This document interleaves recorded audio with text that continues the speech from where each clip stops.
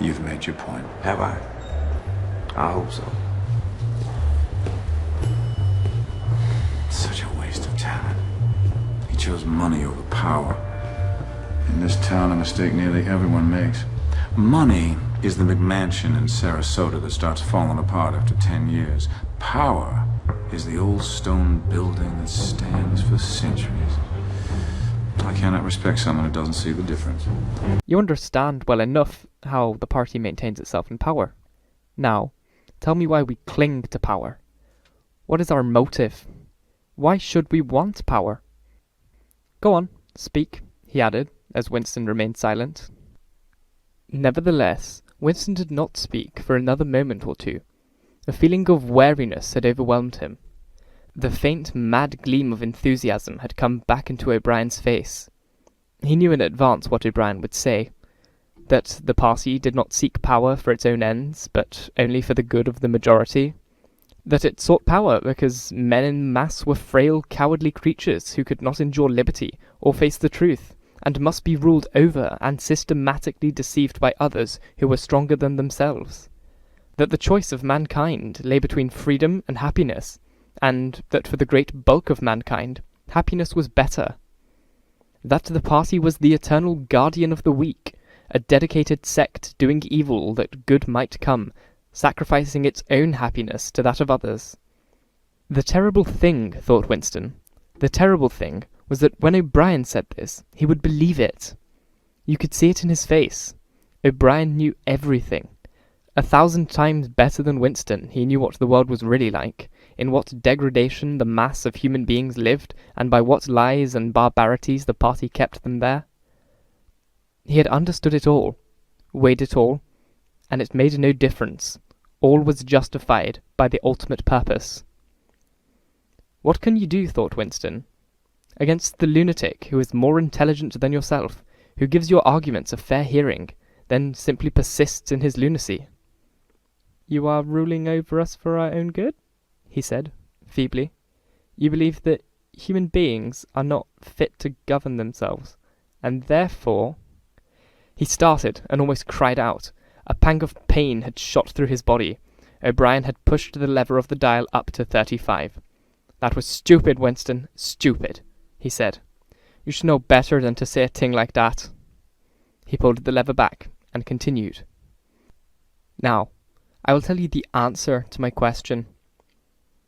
It is this. The party seeks power entirely for its own sake. We are not interested in the goods of others. We are interested solely in power, not wealth, or luxury, or long life, or happiness, only power, pure power. What pure power means, you'll understand presently. We are different from all the oligarchies of the past, in that we know what we are doing. All the others, even those who resembled ourselves, were cowards and hypocrites.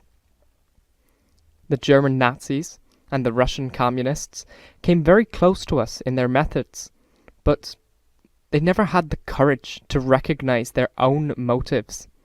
They pretended, perhaps they even believed, that they had seized power unwillingly, and for a limited time, and that just round the corner there lay a paradise where human beings would be free and equal. We are not like that. We know that no one ever seizes power with the intention of relinquishing it. Power is not a means, it is an end. One does not establish a dictatorship in order to safeguard a revolution. One makes the revolution in order to establish the dictatorship. The object of persecution is persecution. The object of torture is torture. The object of power is power.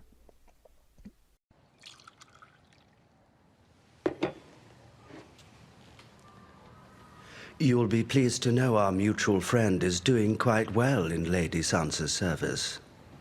Good. One of my better ideas. And it seems the Grand Maester has found his way into a black cell. Well played, my Lord Hand.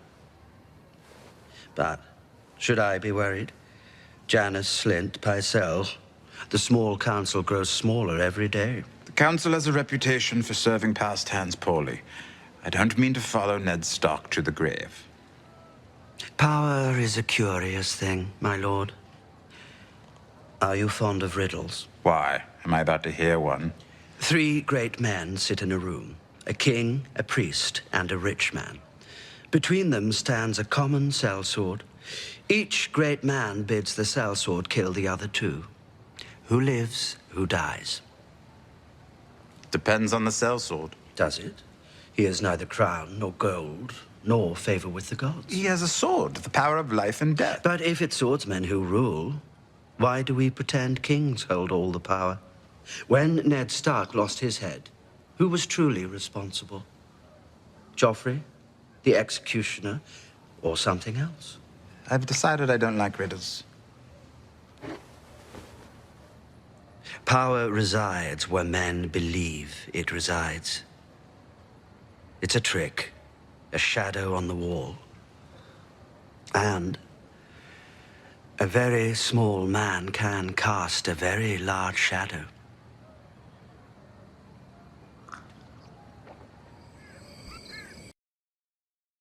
"1984 is, I believe, a quite terrifying masterpiece. So terrifying, in fact, I don't think I should like to read another like it." I am not absolutely dissatisfied with it. I think it is a good idea, but the execution would have been better if I had not been under the influence of TB when I wrote it. You once claimed that you have an ability to face unpleasant facts. Is that what you've demonstrated in 1984 by drawing an accurate portrait of the future? I think that allowing for the book being, after all, a parody, something like 1984 could actually happen. This is the direction the world is going in at the present time.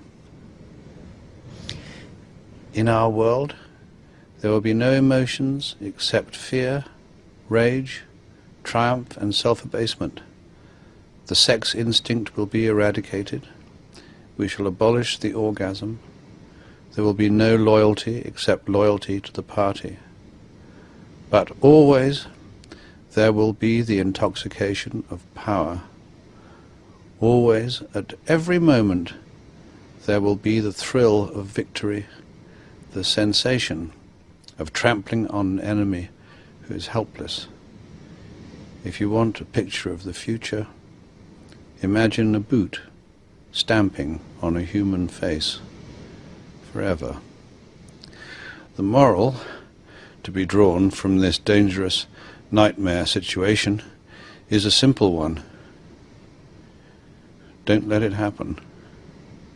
It depends on you.